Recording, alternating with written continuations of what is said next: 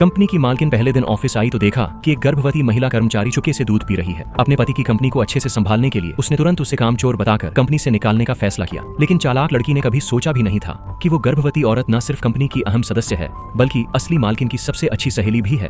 असल में चालाक लड़की को लगा कि उसने इस कंपनी के मालिक को फंसा लिया है, पर उसे पता ही नहीं था कि वो मालिक तो खुद एक धोखेबाज है, क्योंकि ये कंपनी उसकी थी ही नहीं बल्कि उसकी पत्नी मुरोंग की थी, जिससे उसकी शादी को 5 साल हो चुके थे। चूंकि उनकी बेटी जन्म से ही ऑटिज्म से पीड़ित थी, इसलिए मुरोंग को मजबूर होकर कंपनी अपने पति और सहेली के हवाले करनी पड़ी, और वो सहेली अभी तक सिंगल है। अब जब चालाक लड़की ग्रेजुएट हुई तो उसने अपनी सहेली से कहा कि अगले हफ्ते वो उसे अपने होने वाले पति की कंपनी में जॉब दिलवाएगी। लेकिन जब उस आदमी को ये बात पता चली तो उसने तुरंत मना कर दिया कि चालाक लड़की उसकी कंपनी में काम नहीं कर सकती। आखिर उस कंपनी में काम करने के लिए अभी उसमें काबिलियत ही नहीं थी। ठीक है, इसलिए चालाक लड़की ने ऊपर से मान लिया कि वो उससे शादी नहीं करेगा, पर अगले ही दिन उस दूसरी औरत को ढूंढने के इरादे से वो अपनी सहेली को साथ लेकर खुद को मालकिन बताकर ऑफिस पहुंच गई, क्योंकि असली मालकिन तो 3 साल से घर पर बच्चे की देखभाल कर रही थी और कंपनी में स्टाफ ही कई बार बदल चुका था। तो जब चालाक लड़की ने उस आदमी के साथ अपनी फोटो दिखाई तो सबको यकीन हो गया कि वही असली मालकिन है। इसी बीच वो गर्भवती सहेली, जो एक 50 मिलियन का कॉन्ट्रैक्ट संभाल रही थी, अब बस ग्राहक के आने और दस्तखत करने का इंतजार कर रही थी, क्योंकि कॉलेज के दिनों में उसने अपनी सहेली से वादा किया था कि वो इस कंपनी को टॉप 500 में शामिल करेगी। अब बस सॉन्ग जोंग को शाम को दस्तखत करने आना है और सपना पूरा हो जाएगा। लेकिन किसी को नहीं पता था कि ये सब चालाक लड़की बर्बाद कर देगी। अब जब उसने देखा